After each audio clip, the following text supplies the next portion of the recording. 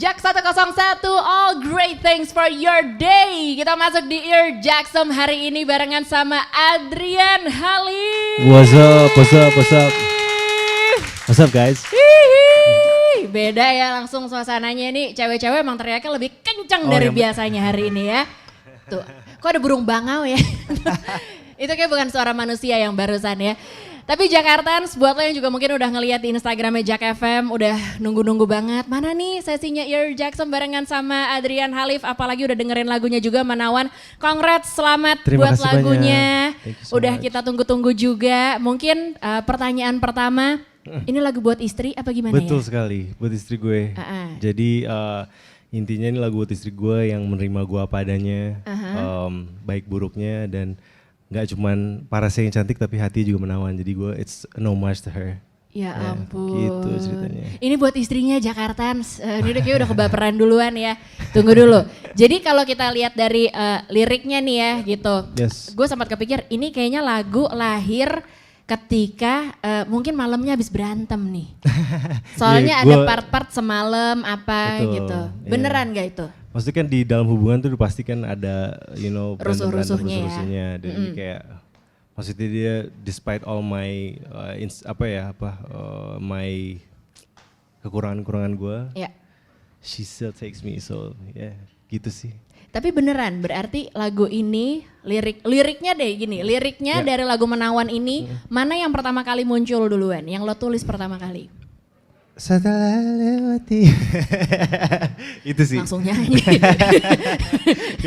Gimana? Maksudnya kalau gue tuh kayak konsep ini kan gue nulis bareng bareng Sik juga, Marco Steviano sama Jesse Mates sama Adrian kita sama Iqbal Siregar.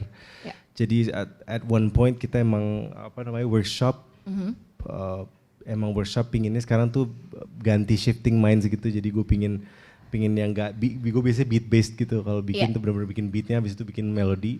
And after that, gue shifting my mind, jadi sekarang gue pingin songwriting gitu. Jadi kita punya session bener-bener songwriting, dan emang pas lagi konsepnya workshop, gak tau gue kepikiran pingin bikin lagu Indonesia yang yang sweet gitu ya. Gak tau gue kepikiran Menawan tuh kayak just a sweet, it's a sweet word.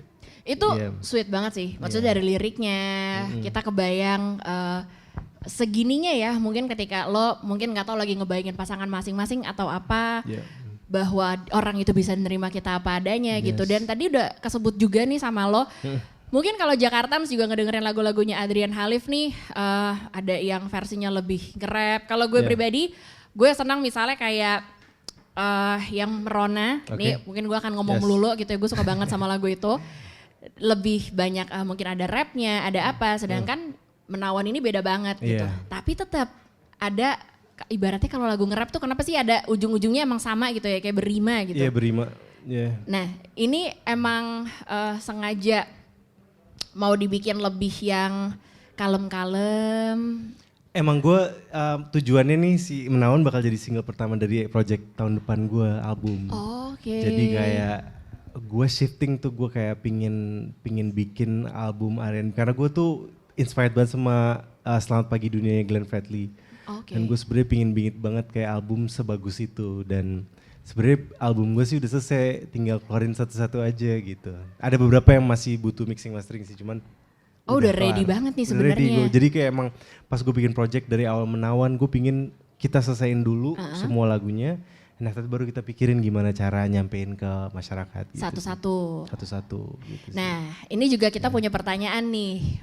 Biasa orang kalau bikin lagu yang nge-rap ataupun ternyata juga gak nge-rap kayak lagu Menawan. Tunggu ya, gue ada contekannya sih sebenarnya. Soalnya gue gak hafal-hafal banget.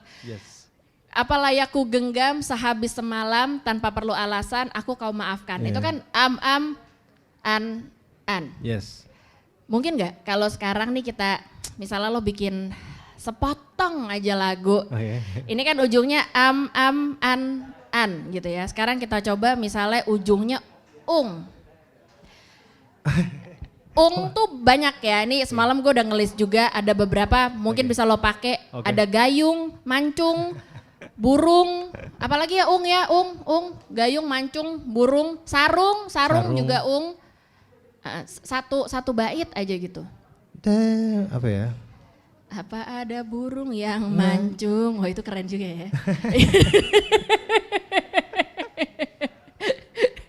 Anggur jangan mikirin burung yang lain ya. Anggurnya. Waduh tiba-tiba jadi X-rated nih. Aduh. Tapi gak apa-apa. Coba versi-versi tadi. Tadi ku pandang masih tak ku temukan apa ada burung yang mancung. Yeay. Habis ini kita balik lagi ya Jakartans.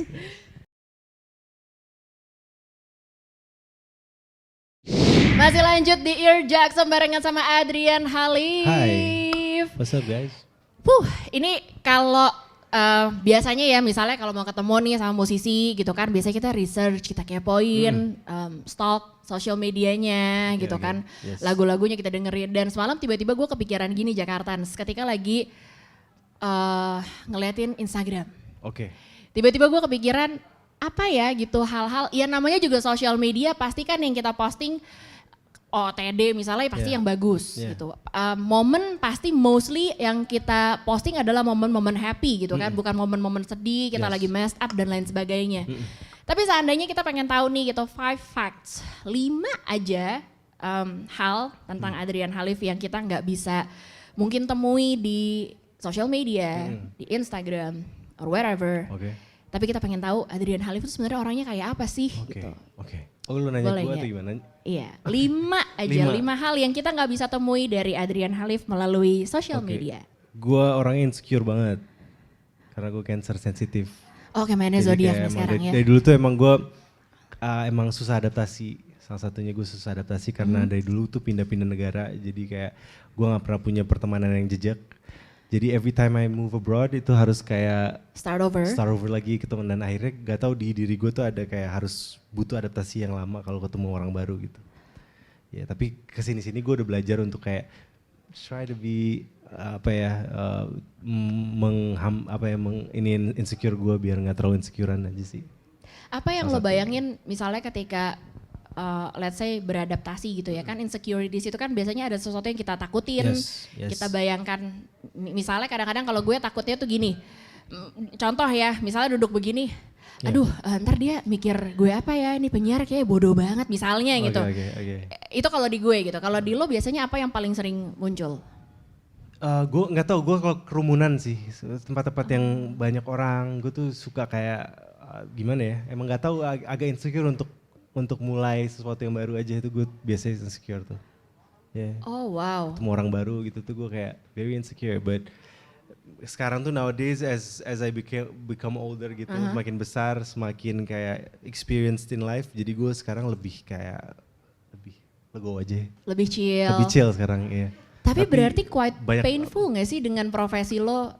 At least at the beginning. Sekarang enggak, karena udah terbiasa kan.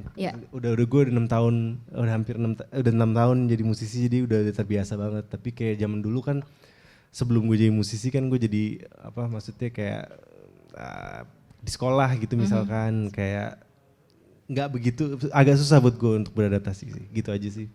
Buat fit in gitu ya. Fit in ya. Gitu. Oke, itu satu. Insecure. Terus yang kedua gue suka gigit-gigit kuku.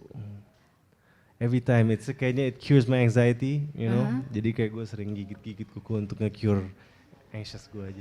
Tapi kukunya nggak grebesan sih Jakartans. Kukunya bagus ya. Jelek banget. Kalau dilihat di Zoom sih, nih tuh nggak grebesan kan. Pendek-pendek aman. Tapi itu biasanya sering muncul. Sering muncul. Terus jadi biasanya kalau misalkan gue lagi sendirian di suatu ruangan gitu, gue biasanya untuk kayak cope with my anxiety. Biasanya gue gigit jari. Still going sampai sekarang atau udah? Sekarang udah nggak sesering dulu, nggak sesering dulu gitu sih. Oke, itu yang kedua. Yang ketiga? Ketiga, kuping gue bisa gerak-gerak.